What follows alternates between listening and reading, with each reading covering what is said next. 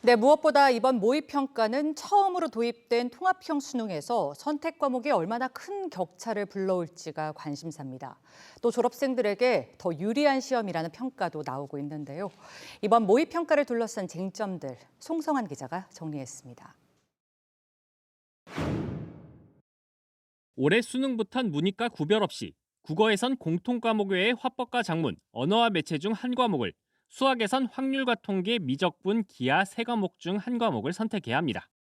서울시 교육청이 주관한 지난 3월 학력평가 수학 영역에서 이과 학생들이 많이 응시하는 미적분을 선택했을 경우 최고 표준 점수가 157점이었던 반면 문과 학생들이 주로 선택한 확률과 통계의 경우 최고점이 150점으로 추정됩니다.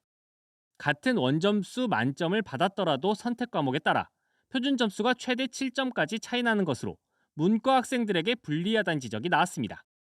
국어 역시 언어와 매체를 선택하는 게 화법과 작문을 선택하는 것보다 고득점을 받는 데 유리했습니다. 이번 모의평가에서도 같은 결과가 나온다면 선택 과목에 따른 유불리를 확인할 수 있도록 정보 공개에 대한 요구도 더욱 커질 것으로 보입니다. 이번 6월 모의평가 응시 인원을 보면 재학생이 735명 줄어든 반면 졸업생은 348명 늘었습니다.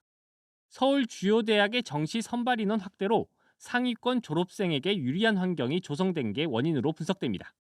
또 약대가 학부 선발로 전환되면서 의학계열 선발 인원이 크게 늘고 수학 영역에서 이과 학생들이 유리하다는 분석이 나오면서 이과 상위권 졸업생들의 응시도 늘 거란 전망이 나옵니다.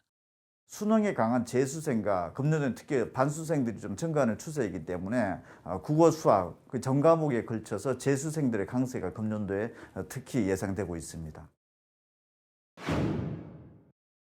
EBS 교재 연계율은 이번 수능부터 70%에서 50%로 줄어듭니다. 출제 방식도 영어에선 교재의 지문과 유사한 지문을 활용하는 간접 연계 방식으로 출제됩니다. EBS 교재 외에서 나오는 문제가 늘어난 만큼 학생들이 더 어렵게 느낄 수 있다는 우려가 나오는 상황입니다. 평가원은 연계율에 따라 학생들이 체감하는 난이도가 달라지지 않게 하겠다는 입장이지만 EBS 연계율 축소가 지역별, 소득별 격차로 이어지는 결과가 나올 경우 보완 대책을 마련해야 한다는 주장도 제기됩니다. EBS 뉴스 송성환입니다.